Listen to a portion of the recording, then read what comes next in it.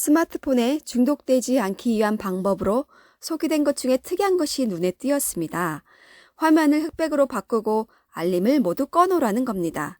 그래서 설정에 들어가서 즉각 흑백 바꾸기를 시행해 보았는데 아니나 다를까 즉각 흑백으로 바꿔진 스마트폰이 이상하게 거리감이 생기면서 심지어 꺼림칙한 이물질 같은 느낌마저 들었죠. 나도 모르는 사이에 말이죠. 실제로 이렇게 흑백 화면으로 몇 주를 사용한 후에 흑백이 불편한 내비게이션 때문에 컬러로 일시적으로 바꾸었는데 다시 어떤 느낌이었는지 아세요? 컬러가 너무나 유치하게 여겨져서 마치 그동안 스티브 잡스가 만든 아이들 장난에 내가 놀아났구나 하는 생각이 들 정도였습니다. 아하, 그래서 예술 사진 작가들이 철저히 흑백을 고집하는구나. 흑백 작품이 예술인 이유는 단순한 것 같습니다. 흑백 사진 작품을 집중해서 오랫동안 바라보고 자신의 생각과 뇌를 적극 사용하여 의미를 이해하고 컬러풀하게 재해석해서 그만큼 큰 만족과 기쁨을 누리게 되기 때문인 것 같습니다. 단순히 컬러로 사물을 보는 것은 어떤 의미에서 이런 축복을 상실하는 것입니다. 하지만 정반대로 흑백 작품은 간혹 눈을 감고 상상의 나래를 편다면 그만큼 자유롭게 되고 신선한 영감을 받는 경우도 생길 수 있습니다. 그러면 다시 우리가 현실적 삶을 사는 컬러의 세계에 들어갈 때 어떤 자세를 가져야 할까요? 각각의 컬러는 인간에게 어떤 감각, 감정을 일으키며 어떤 행동을 하게 하는데 어떻게 정당하게 사용해야 할까를 생각해 보는 겁니다. 대표적 3색, 빨강, 노랑, 파랑만 생각해 봅시다.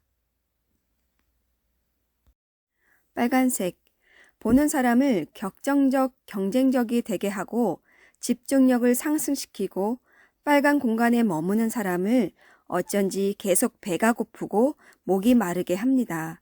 남자로 하여금 자신에게 매력을 느끼게 만들려는 여자는 배경이 흰색인 곳에서 빨간색의 옷을 입으려 하는 것은 거의 본능적이라고 합니다. 또 레슬링에서 빨간색 경기복을 입은 선수가 푸른색 경기복을 입은 선수를 이길 경우가 60%가 된다는 보고도 있습니다. 무엇보다 세밀한 업무를 할 때 집중력을 향상시키는 빨간색이 도움이 될 경우도 있다고 합니다. 노란색, 빨간색만큼은 아니지만 사람들을 즐겁고 밝게 만드는 색깔입니다. 그래서 노란색 계열의 공간에서는 음식을 더 많이 먹게 되고 자세를 자주 바꾸고 공간을 더 많이 돌아다니며 더 많이 수다를 떤다고 합니다. 하지만 정작 깊은 대화로 깊은 관계를 맺지 못하기 때문에 그 공간을 일찍 떠난다고 합니다. 파란색, 일단 사람을 진정시켜서 어떤 일에 깊이 몰입할 수 있게 합니다. 파란색 공간에 있는 사람은 마치 시간이 정지한 듯하고 긴장이 풀린 느낌을 받아서 눈에 띄게 느릿느릿하게 움직인다고 합니다. 그렇지만 창의적 디자인을 한다든지 어떤 일을 깊이 조사하고 탐색하는 일에는 이런 색깔의 환경이 어울리기 때문에 브레인스토밍 회의를 할 경우에 적합하다고 경영자들은 조언합니다. 부부의 침실을 파란색으로 하는 것은 어리석은 짓이겠지요. 하지만 내가 만든 컬러의 옷이나 환경으로 어떤 느낌이 들게 한 후에 어떤 행동을 하도록 사람을 조작하려 한다면 문제가 발생할 것입니다.